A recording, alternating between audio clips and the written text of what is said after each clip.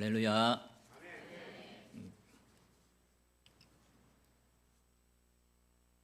예배드림이 기쁨이 되기를 주님의 이름으로 축복합니다.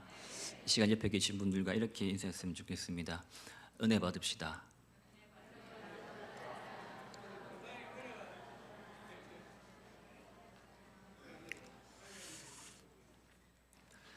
여러분들이 잘 알고 있는 이 아브라함의 이야기, 이 아브라함의 이야기는 바벨탑을 배경으로 하고 있습니다. 노아 시대 홍수 이후에 살아남았던 노아의 후손들은 다시 홍수 이전의 불신과 타락한 생활로 되돌아가고 있었습니다. 그들은 세상에 이름을 내고 온 지면에 흩어짐을 면하자라고 하면서 바벨탑을 높이 쌓아 올렸습니다. 바벨탑은 메소포타미아 지역에 있는 지구라트처럼 형태는 피라미드와 같은 이런 비슷한 탑의 일종으로 알려져 있습니다.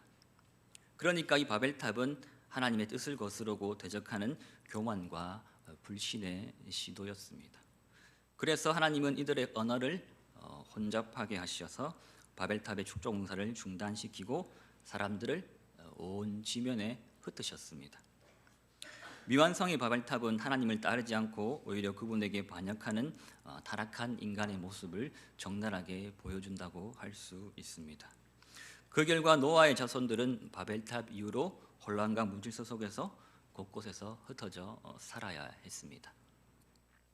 그렇지만 하나님은 흩어진 인간들을 그대로 방치해 두지 않으셨습니다.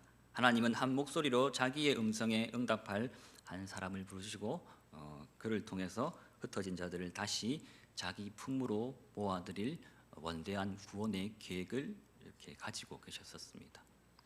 이 한 사람은 반역으로 살려하던 바벨탑의 세대들과는 달리 믿음과 하나님의 능력으로 사는 새 세대의 기수가 될 그런 사람이었습니다. 이 목적을 위해서 하나님께서는 아브라함을 부르셨습니다. 아브라함의 소명은요, 그동안 온 인류를 직접 대하셨던 하나님께서 이제부터는 한 개인 혹은 지파를 중심으로 구원의 역사를 이루어 나가실 것을 암시해 준다고 할 수 있습니다. 사레는 임신하지 못함으로 자식이 없었더라. 아브라함의 이야기가 본격적으로 시작되는 12장을 소개하기 전에 먼저 본문 11장 27절 이하에서는 데라의 족보가 언급되어 있습니다. 데라는 아브라함의 아버지죠. 그 중에 누가 아내인 사레가 자식을 낳을 수 없었다는 말씀, 이 말씀은요 아브라함의 부르심과 직결되는 그런 말씀입니다. 즉 하나님은 아브라함이 가장 무력했을 때, 자기 힘으로는 도저히 생명을 낳을 수 없다는 사실이 분명한 때에 그를 부르셨다는 겁니다. 실제로 11장 27절에서부터 32절이 전하고자 하는 핵심 메시지는 그의 아내 사레가 임신하지 못했다는 겁니다. 이것은 아브라함과 사레가 부모가 되기 위해서는 누구를 의지해야 된다? 하나님을 의지해야 된다. 그런 것을 암시해 주는 겁니다. 하나님께서 우리를 불러서 자녀로 삼아주시는 것은 우리에게 잘난 것이 있거나 쓸모가 있어서 그 가치를 인정하기 때문이 아닙니다. 자식이 없는 것은 대가 끊어지긴 것이기 때문에 자신이 사라지는 것을 의미합니다. 고대 사회에서는 무자가 수치고 또 사람 구실을 제대로 못하는 것으로 그렇게 취급이 되었습니다. 아브라함은 엄밀히 말해서 죽은 사람입니다. 죽은 사람. 하나님은 이런 처지에 놓였던 아브라함을 부르셨다는 겁니다. 그래서 하나님의 부르심은 순전히 그분의 은혜에 속하는 겁니다. 내 편에서 내놓을 것이 아무것도 없는 산송장과 같은 자를 살려주시기 위해서 부르시기 때문에 그런 겁니다. 우리는 모두 사례처럼 영적으로 잉태하지 못하는 자들입니다. 다 죽은 사람들입니다. 스스로는 생명을 낳을 수 없는 그런 무능한 사람들입니다. 내 몸속에서 생명이 생산되지 못하면 나는 죽을 수밖에 없겠죠. 그런데 생명의 힘, 내가 살기 위해서는 생명의 근원이신 하나님께로부터 그 생명을 받아야 될 줄로 믿습니다.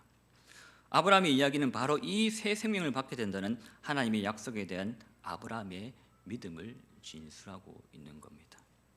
분명히 기억해야 할 것은요, 사레가 임신하지 못한다는 사실이고, 아브라함이 스스로 아무것도 할 수 없던 때에 하나님께서 생명을 부여하기 위해서 아브라함을 불러주셨다는 겁니다. 그래서 하나님의 부르심은 그분의 주권적인 은혜와 사랑의 표현인 겁니다. 하나님이 아브라함을 부르셨던 곳이 어디입니까? 오늘 본문에 기록된 것처럼 어디라고 기록되어 있죠? 성경 안 읽으셨어요? 12장 1절에 보시면 누가 부르실 때 어디에 있었습니까? 아브라함이 하란에 있었다고 말씀하고 있죠. 하나님은 그에게 나타나셔서 지시할 땅으로 가라고 일러주셨습니다. 그런데 창세기 15장 7절을 보시면 이렇게 말씀을 하고 있습니다. 또 그에게 이르시되 나는 이 땅을 내게 주어 소유를 삼게 하려고 너를 갈대아인의 우르에서 이끌어낸 여호와니라. 또한 사도행전 7장에서 스데반이 사내들인 공회에서 증언할 때 이렇게 증언을 하고 있습니다. 우리 말씀 띄워주시겠어요?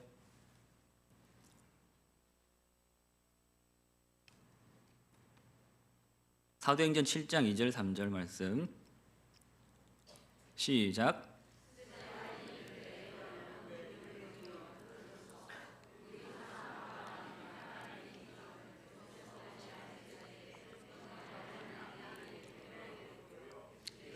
내 고향과 친척을 떠나 내가 내게 보일 땅으로 가라 하시니, 무슨 말씀이에요?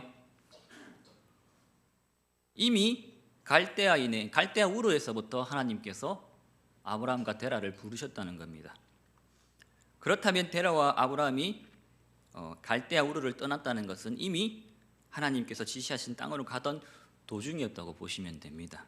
그런데 본문 11장 31절을 보게 되면요, 데라가 그 아들 아브라함과 하란의 아들인 그의 손자 롯과 그의 며느리 아브라함의 아내 사레를 데리고 갈대아인의 우르를 떠나 가나안 땅으로 가고자 하더니 하란에 이르러 거기 거류하였다라고 말씀을 하고 있습니다. 그러니까 아브라함은 그의 아버지 데라와 함께 갈대아 우르를 떠나서 가나안 땅으로 가던 도중에 하란에 정착했다는 겁니다. 그러니까 데라와 아브라함의 출발지는 어디라고요? 갈대아 우르. 도착지는 어디요? 가나안 땅. 그런데 무슨 이유인지는 몰라도 하란에 도착하자마자 그 마음이 변해가지고 그곳에 정착을 했다는 겁니다. 하란의 뜻이 뭔지 아십니까? 주석 성경 보시면 옆에 나와 있는데, 예? 하란은 길이라는 뜻입니다. 길, 통로, 교차로. 동쪽으로는 아스루의 니느웨, 서쪽으로는 알레포, 남동쪽으로는 바벨론, 남서쪽으로는 다메섹과 두로와 애굽에 이르기까지 사면팔방으로 이어지는 국제 무역로의 교차점이 바로 하란이라는 곳입니다. 하란에 대한 성경의 기록을 보게 되면 한때 아스루에게 멸망당했다. 그리고 하란의 상인들이 청쇄곡과 수를 놓은 물품을 수출했다. 그런 정도만 알 수가 있는데, 이 하란이라는 지역이 성경 이외의 자료에 자주 등장을 한다고 합니다. 혹시 마리 문서라고 들어보셨습니까? 마리 문서. 마리라는 지역에서 발견된 문서에 보면은 이 하란은 신이라는 달신을 섬기는 숭배의 중심지였다고 합니다. 우상 숭배의 그런 근원이 바로 여기 하란이었다는 겁니다. 이 신이라는 신을 숭배하는 다른 중요한 중심지가 바로 갈대아의 우르였다고 합니다. 따라서 하란이 우르에서 온 정착민들에 의해서 세워졌을 가능성이 높다고도 볼 수 있는 겁니다. 이게 과연 무엇을 의미할까요? 갈대아 우르에서 온 데라와 아브라함이 하란에 정착한 이유가 뭘까요? 데라는 원래 뭐 하던 사람이었습니까? 아브라함의 아버지 데라가, 그렇죠, 우상 팔아먹는 사람. 그렇죠. 데라는 어디로 떠난 사람입니까? 지금 보시면은 하나님의 말씀대로 가나안 땅을 향해 가고 있는데, 익숙한 하란에 도착하니까 어떻게 되었어요? 가나안 땅을 가서 내가 뭐 하겠노? 그냥 눌러앉지. 그래가 그냥 눌러앉은 겁니다. 가기 싫어서. 어떤 학자들은 데라가 하란에 머무는 까닭을 그가 건강이 나빠져서 그냥 거기에 머물렀다고도 말하는 사람도 있긴 하는데, 어찌되었든 중요한 건 뭡니까? 데라는 하란에 이르자 그 여정을 멈추어 버리고 말았다는 겁니다. 중요한 사실은요, 하란이라는 이 도시는 갈대아 우르와 가나안의 중간 지역에 있는 하나의 분수령이 되었다는 겁니다. 더욱이 데라는 나이가 205세가 되어서 하란에서 죽었다고 말씀을 하고 있죠. 데라가 언제 우르를 떠났는지는 알 수가 없지만은 아브라함이 하란을 출발할 때가 몇 살? 75세였으니까 그가 하란에서 머문 기간은 결코 짧은 세월은 아니었을 겁니다. 더욱이 아브라함이 하란에서 소명을 받아서 가나안으로 떠난 것이 데라가 죽은 이후에 일어나는 일처럼 보이지 않습니까? 그렇죠?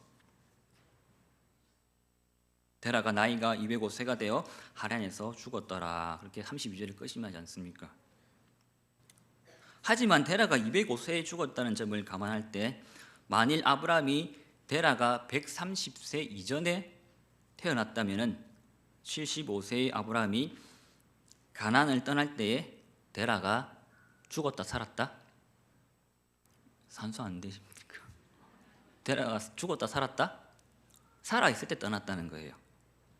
창세기 11장 26절에 보시면 데라는 몇 살에 70세의 아브라함과 나홀과 하란을 낳았다고 말씀하지 않습니까? 즉 아브라함이 하란을 떠날 때에 데라는 죽었다 살았다? 살아 있었다는 겁니다. 그럼에도 본문을 보시게 되면 마치 데라가 오래 전에 죽은 것으로 읽히기를 바라듯이 12장이 시작되기 전에 11장 32절에서 어떻게 해요? 죽었다라고 말을 더하고 있는 겁니다. 성경 말씀대로 데라는 하란에서 죽었습니다. 시간이 없어서 죽고 어떻게 중간에 죽은 것이 아니라 205세나 장수를 했다는 겁니다. 그는 가던 길을 멈추고 엉뚱한 곳에서 마냥 묵었기 때문에 도중에 죽었다는 겁니다. 데라가 가야 될 곳이 어디입니까? 지금 가나안 땅으로 가야 되는데 어디서 죽었다고요? 하란에서 죽었다는 겁니다. 다음 길의 방향을 점검하는 도로 표지판이 붙은 곳, 교차로지, 여기에 머물러서는 안 되었는데 데라는 여기 머물고 말았다는 겁니다. 데라는 하란에서 죽었지 않습니까? 반면에 아브라함과 이삭과 야곱이 어디에 묻혀 있습니까? 지금 가나안 땅에 묻혀 있지 않습니까? 약속의 땅에. 데라와 아브라함은 뚜렷한 대조를 이루고 있는 겁니다. 저와 여러분은 어디에 묻혀야 되겠습니까? 울산 하늘공원에 묻히면 됩니까? 아니죠. 그런데 보세요. 실상 이 하란이라는 것은 한 번의 통과로 끝나는 것이 아닙니다. 순례의 여정 속에서 하란에 이 편말이 붙은 곳이 한두 곳이 아니라는 겁니다. 그런데 내가 하란에 살고 있으면 하나님께서 나를 이끌고 억지로 가나안 땅으로 인도해 주지를 않는다는 겁니다. 하란은 말 그대로 지나가는 길이 되어야 됩니다. 왜? 하나님께서는 저와 여러분을 어디로 인도하시기 때문에? 가나안 땅으로 인도하시기 때문에 지나가야 되는 거예요. 이미 하란 땅에서 정착해서 타향살이를 하고 있는 아브라함에게 어떻게 말씀하고 있습니까? 네 고향을 떠나라고 그걸 말씀하고 있지 않습니까? 이미 하란에 왔는데, 이미 와 있는데 또 하나님께서는 12장 1절에 보시면은 어떻게 말씀합니까? 너의 고향과 친척과 아버지의 집을 떠나라고 말씀을 하고 있습니다. 비록 죽진 않았지만은 어떻습니까? 성경이 의도하는 대로 아브라함은 데라가 죽은 후에 가나안으로 향했습니다. 아브라함은 가나안으로 이주한 뒤에 다시는 고향으로 돌아가지를 않았습니다. 내 발을 묶고 있던 이 데라와 같은 것들을 끊어버리면 하란 땅을 지나서 주님과 함께 새로운 출발을 할 수가 있는 겁니다. 그런 우리에게 새 출발을 위해서 갈 길을 제시해 주시는 분이 바로 우리 하나님이십니다. 데라가 하란 땅에서 죽었다는 32절 말씀 다음에 12장 1절에서 어떻게 말씀하고 있습니까? 여호와께서 아브라함에게 이르시되, 하나님이 부르셨다는 겁니다. 가라고, 떠나가라고. 하나님이 원하시는 새 출발, 이러한 것은 우리가 새해에 다짐하는 것이나 어떤 계기로 인해서 결단한 것과는 차원이 다르다는 겁니다. 우리들의 필요에 의해서 출발하는 것, 그런 건 어떻습니까? 시작과 끝이 우리 모두의 이런 생각과 계획에 대해서 이루어지지 않습니까? 내가 생각한 대로, 내가 목표한 대로 움직이지 않습니까? 그러나 하나님에 의한 새 출발은 이와 정반대라는 겁니다. 일의 목표, 계획, 기타 일체의 과정들이 모두 하나님에 의해서 준비되고 시작되고 인도되며 끝맺어지기 때문입니다.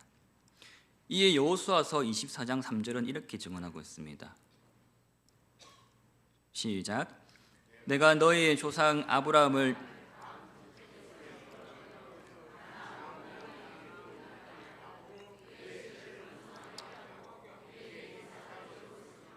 아멘. 여기서 아브라함을 우르에서 이끌어내고 인도하여 목적지에 당독케 하고 두루 행하게 하고 번성하게 하며 아들을 준 사람이 준 분이 누구십니까? 내가 누구세요? 하나님이시죠. 본문에서도 하나님이 내가 지시하고 내가 큰 민족을 이루고 내가 복을 내리고 내가 저주한다고 분명히 강조하고 있습니다. 그래서 내 편에서 나는 아무것도 할 게 없다는 겁니다. 다만 하나님의 부르심을 듣고 어떻게 해요? 예, 제가 여기 있습니다. 지금 갑니다라고 응답만 하면 된다는 겁니다. 그런데 하나님께서 우리를 부르실 때 어떻게 부르세요? 내가 가게 될 목적지나 도착 방법이나 기타 하나님의 크신 뜻에 대해서 상세히 한꺼번에 다 말씀해 주시지를 않는다는 겁니다.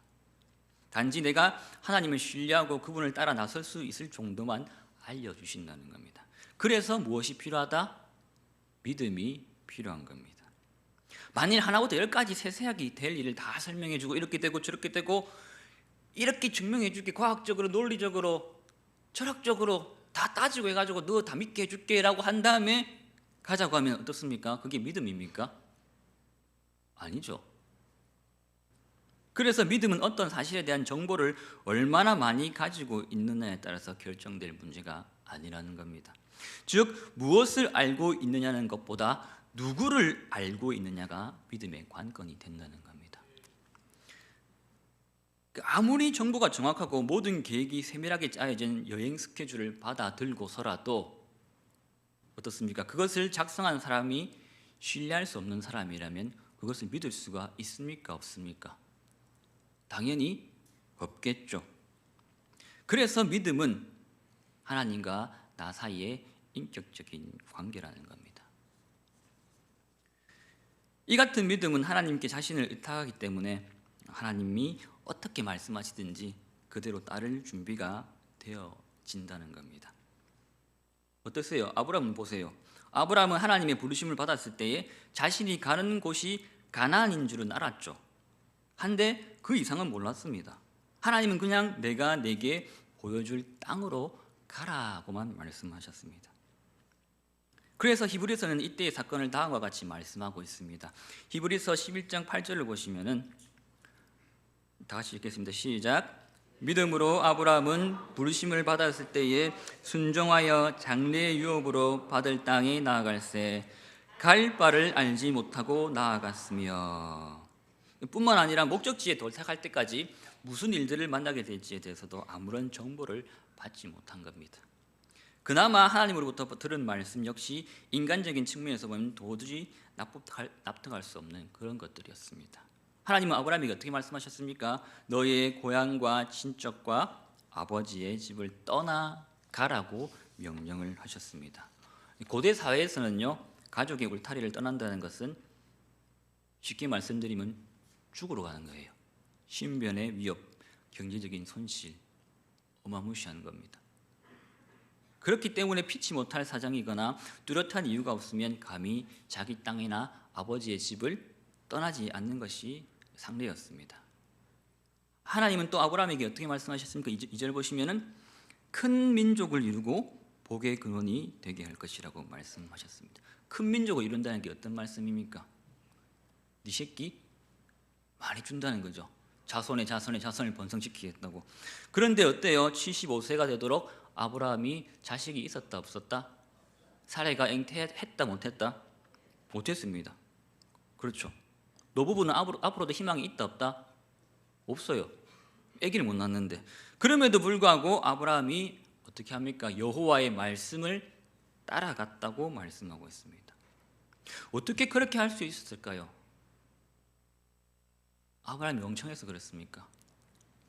아브라함이 뭐 힘이 없어서 돈이 없어서 그렇게 했을까요? 만약에 사람이 와가지고 제가 가가지고 아브라함한테 같이 가자 다 버리고 가자 그렇게 얘기했으면 따라왔겠어요? 아유, 따라왔다 얘기해야지.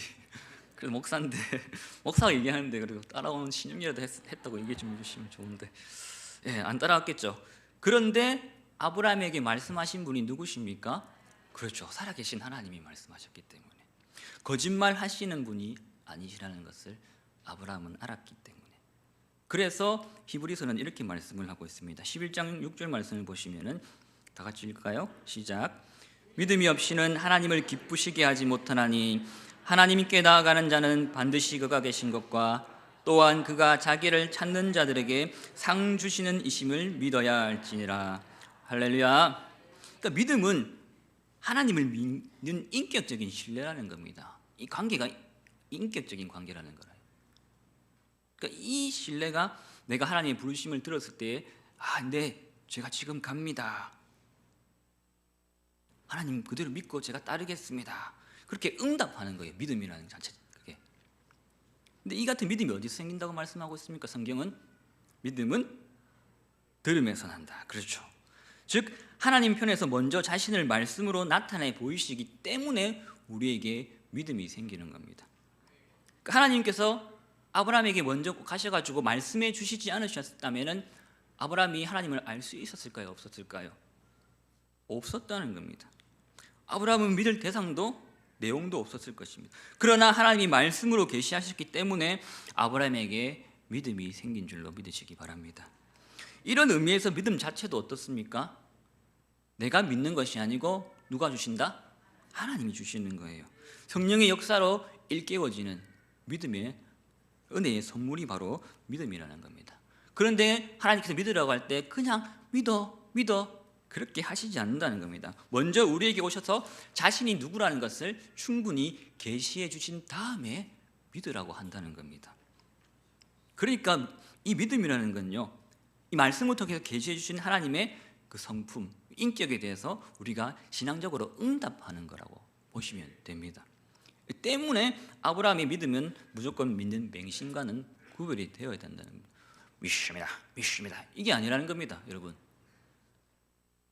마찬가지로 우리도 어떻게 해야 돼요? 이 말씀을 듣고 그 말씀을 주신 분이 제가 아니고 누구예요? 하나님이시라는 것을 그렇게 절대적으로 신뢰할 수가 있어야 된다는 겁니다. 그리고 그분의 변함없는 성품에 비추어서 그분의 약속과 말씀들을 전적으로 믿고 의지해야 됩니다. 하나님은 지금도 동일한 믿음의 원리에서 저와 여러분을 부르고 계신 겁니다. 그분의 부르심에 내가 어떻게 받아들이고 응답하느냐에 따라서 우리들의 영원한 운명이 결정된다는 겁니다. 그래서 예수님은 오늘을 사는 우리들에게도 2000년 전에 마르다에게, 오늘 본문에 등장했던 마르다에게 하셨던 질문을 다시 하십니다. 요한복음 11장 25절 26절 말씀입니다. 시작.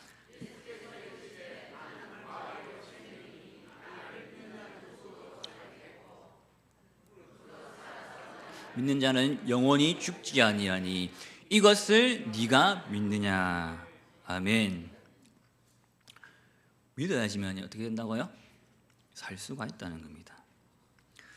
이 시간 하나님이 아브라함을 부르신 이야기를 통해서 오늘 성도인 우리가 실천해야 할 믿음 생활이라는 것이 어떤 것인지를 크게 4가지로 정리를 해보도록 하겠습니다. 첫 번째로 믿음 생활은 어디에서부터 시작된다? 하나님의 계시로부터 시작이 된다. 믿음이라는 건요, 하나님께서 자기 자신을 드러내 보이시는데 내가 응답하는 거예요. 응답하는 거. 쉽게 이해가 되죠? 하나님이 말씀을 여러분들에게 주셨을 때 이 말씀을 아멘으로 받아들이고 그 말씀에 순종하는 것이 믿음이라는 겁니다. 그래서 믿음 생활을 처음 시작할 때는 어떻습니까?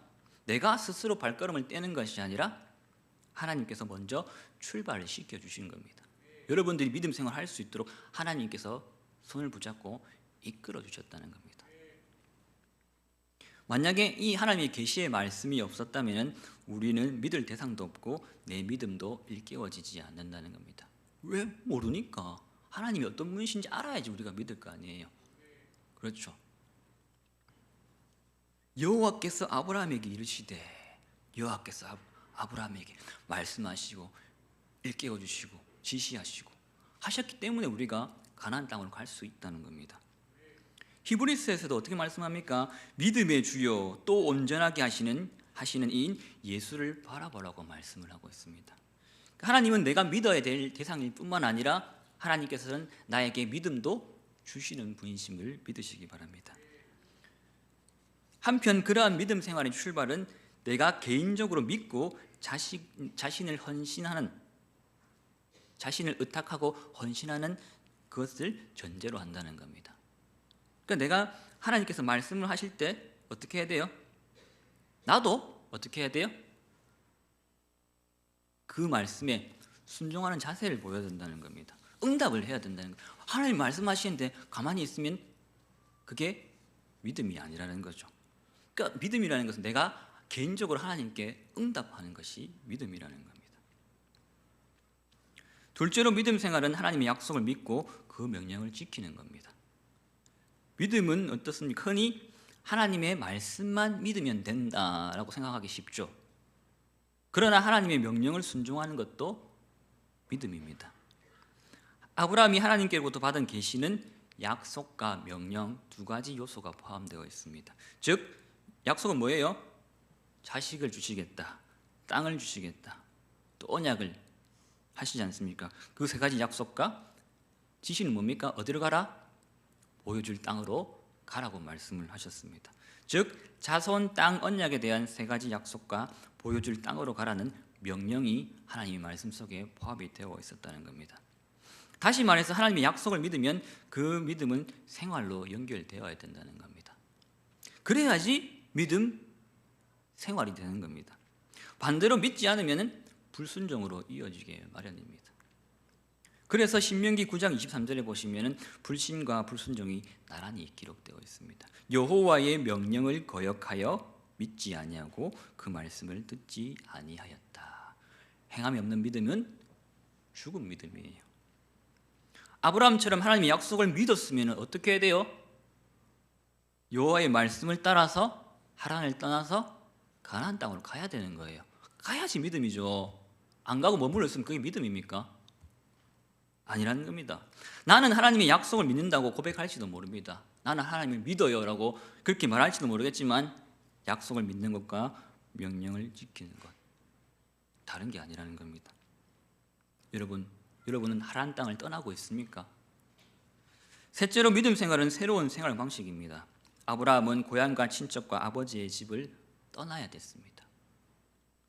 아브라함이 부친과 함께 머물렀던 하란은 우상 숭배와 미신들로 가득 찬 그런 곳이었습니다.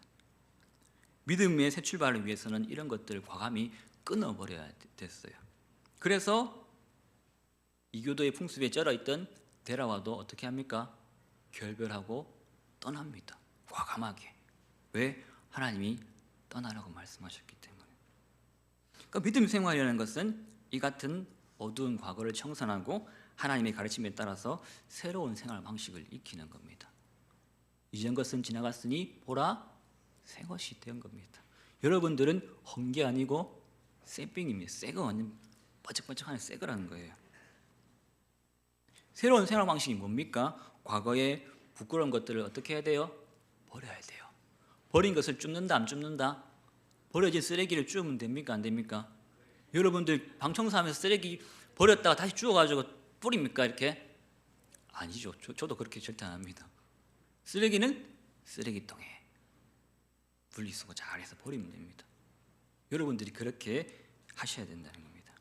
물론 그렇게 하려면 당장에 어떻습니까? 경제적인 손실이라든지 여러 가지 불리한 입장에 놓일 수가 있습니다.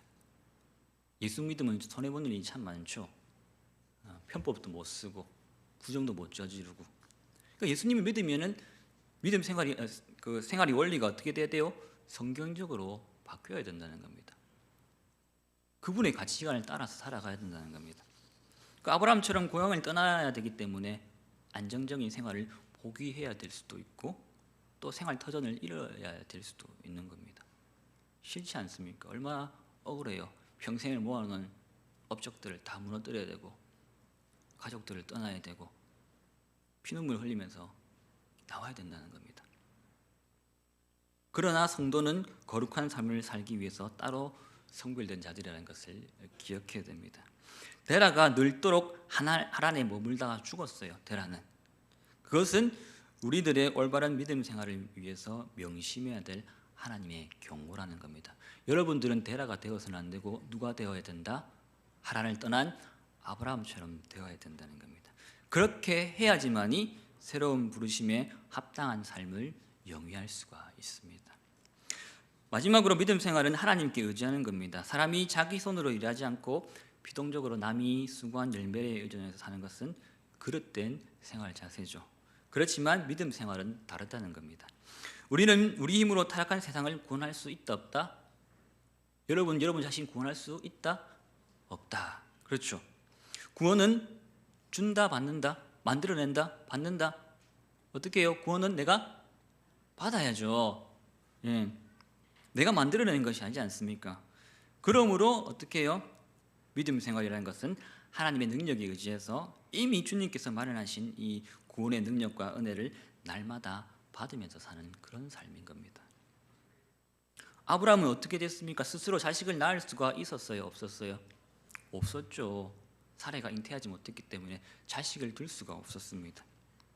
그래서 자식을 갖기 위해서 어떻게 했습니까? 아브라함은 하나님을 의지한 겁니다. 하나님은 전적으로 믿은 겁니다.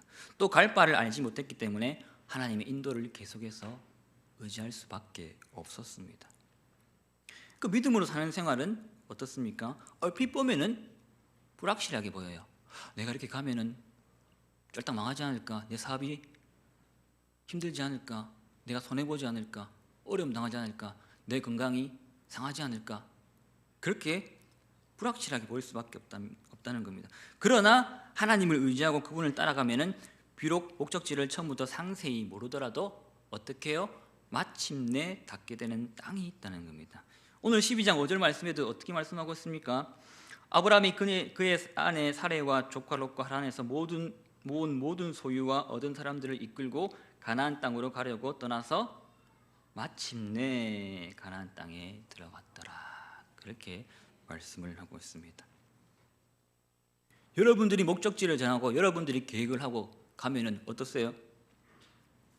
어떤 일이 어떻게 일어날지 아무도 몰라요. 100% 안전을 장담할 수가 없습니다. 더구나 나의 목적지가 제대로 된 목적지인지도 알 수가 없습니다. 그렇지만 믿음의 생활은 하나님이 안내자가 되시고 하나님이 보호자가 되시고 하나님께서 목적지를 분명히 가르쳐 주시기 때문에 그분만 따라가면 생명의 땅에 도착하게 된다는 겁니다. 그래서 믿음으로 걷는 이 믿음 생활은 비록 아브라함처럼 자식을 가질 수가 없고 명예도 없고 나이가 많더라도 내 기력으로 가는 여행이 아니기 때문에 이런 약점들이 하등의 문제가 되지 않는다는 겁니다. 왜? 우리 하나님은 전능하신 분이시기 때문에 여러분들을 굳건하게 붙들어 주실 줄로 믿습니다. 말씀을 마무리하겠습니다. 우리 사랑하는 성도님들, 믿음 생활요. 믿음 생활이 어떤 것이라고 생각합니까? 믿음 생활은 하나님과 손잡고 평생 걸어야 된 순례의 길입니다. 근데 걸어갈 때 무엇이 많이 있을까요? 장애물들이 많아요. 돌멩이들도 많고 나를 걸려 넘어뜨리는 그런 것들이 참 많습니다. 하나님은 제대로 평탄하게 된 길을 걷자고 말씀하시는 분이 아니세요. 자갈길, 가시길 그런 길들을 하나님께서 같이 걷자고 말씀을 하십니다. 그런데 내가 넘어지고 쓰러질 때 그 걸려 넘어졌던 돌들을 하나님께서는 모아서 내가 편하게 건너갈 수 있는 징검다리를 만들어 주십니다. 시험의 돌들은 비록 나를 넘어지게 하고 아프게 하지만 어떻습니까? 그 돌들에 채인 아픈 발들이 나에게 교훈이 되어서 더욱더 주님을 의지하고 참된 믿음 생활을 할 수 있게끔 만들어 주는 겁니다. 이와 같이 강야와 같은 시험의 여행길을 지나는 사람들은 하나님께 대한 확신과 구원에 대한 간절한 열망이 있습니다. 그러기에 한두 번의 실수로 주저앉는 일이 없고 몇 번의 고난으로 좌절하지 않습니다. 하나님께서 저와 여러분을 마침내 약속의 땅으로 인도할 것을 믿기 때문입니다. 여러분들이 가야 될 곳이 어디예요? 영적인 가나안 어디라고 말씀하고 있습니까? 성경은 천국이라고 말씀하고 있습니다. 거기에 마침내 저와 여러분이 도착하게 될 줄로 믿습니다. 가려면 어떻게 가야 돼요? 믿음으로 하나님의 손을 꽉 잡고. 놓으면 된다 안 된다? 놓으면 안 돼요. 하나님 머물면 된다 안 된다? 하나는 지나가는 것이에요.